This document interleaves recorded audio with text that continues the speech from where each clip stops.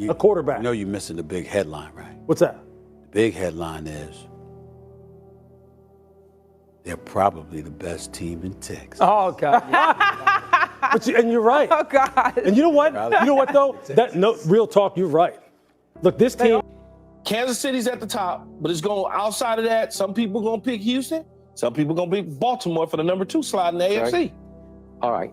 I cannot fight you on this one at all.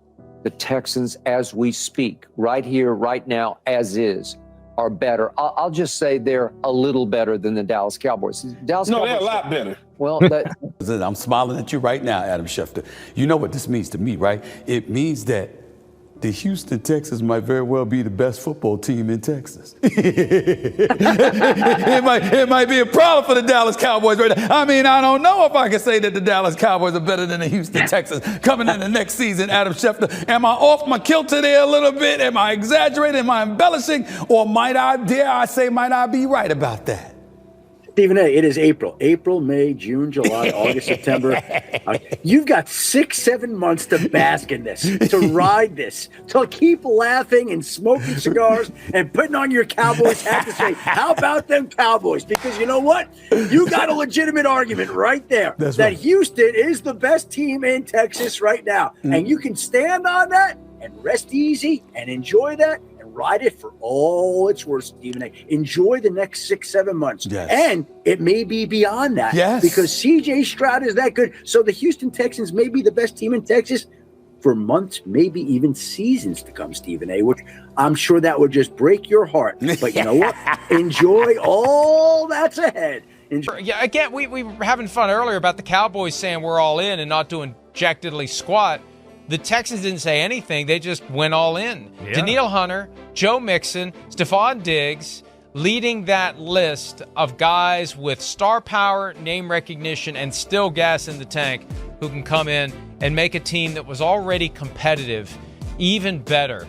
Yeah. What a turnaround by the Houston Texans in only 1 year. No, that is right. And then, Mike, you said those are the star names.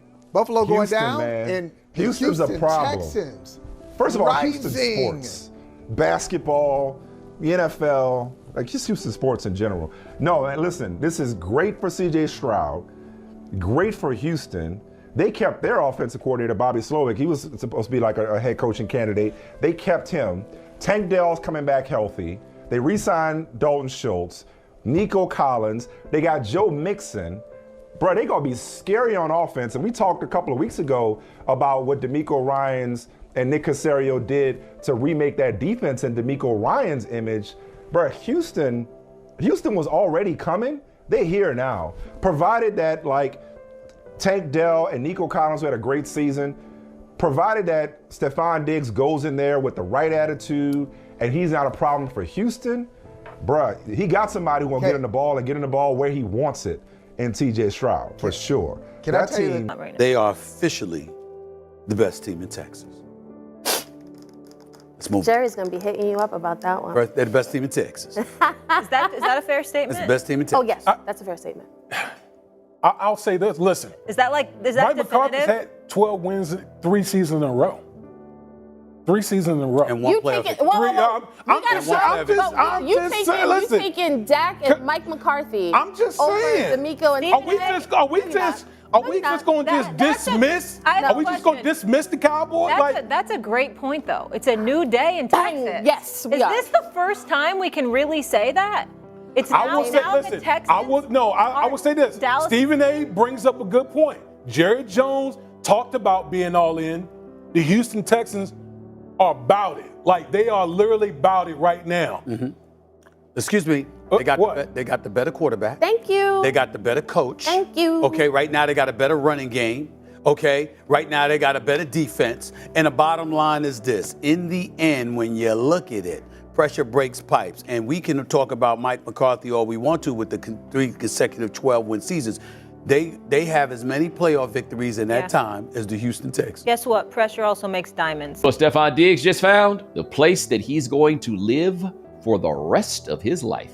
Because if there's anything that pro athletes love to do, it is move to Houston and stay forever. he gonna be down.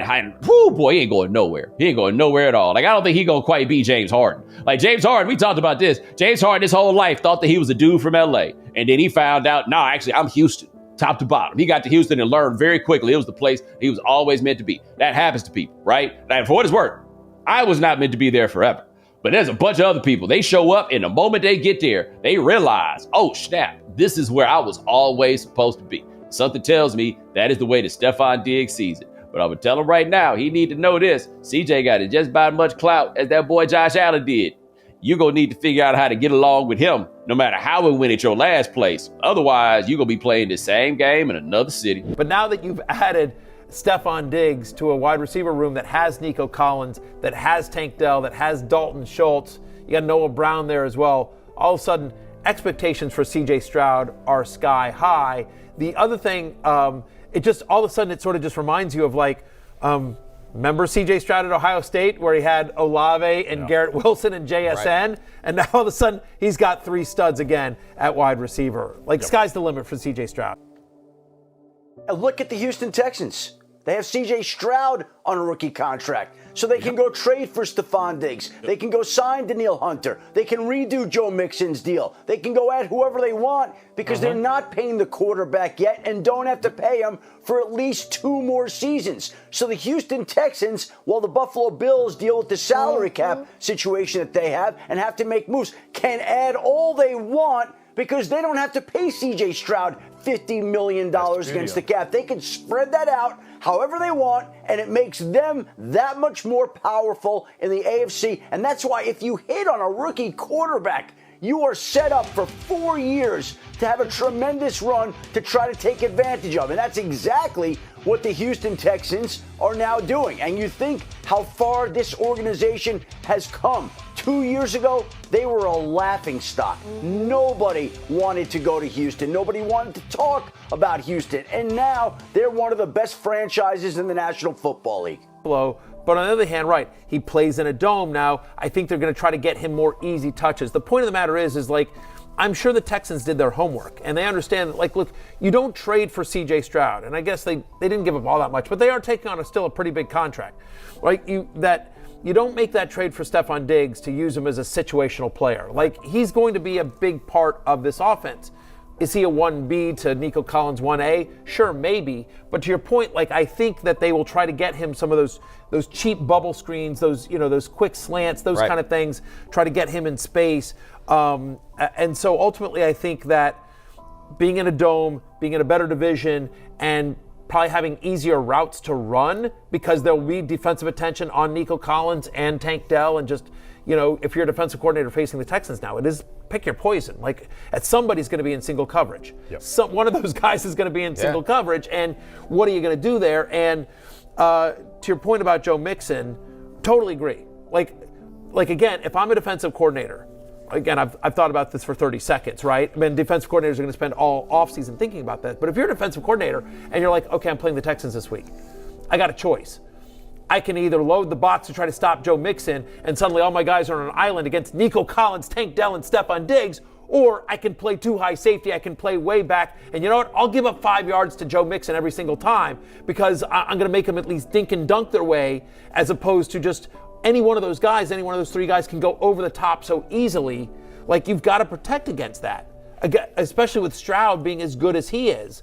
Like, he's going to look around and be like, that's the guy I'm going for. And so and they will be in scoring position more often, and they'll use Mixon at the goal line. I think this is actually a nice a trade for Joe Mixon's fantasy. So much, he just sat up there and confirmed, America, that I indeed may be right about the Texans being the best team in Texas.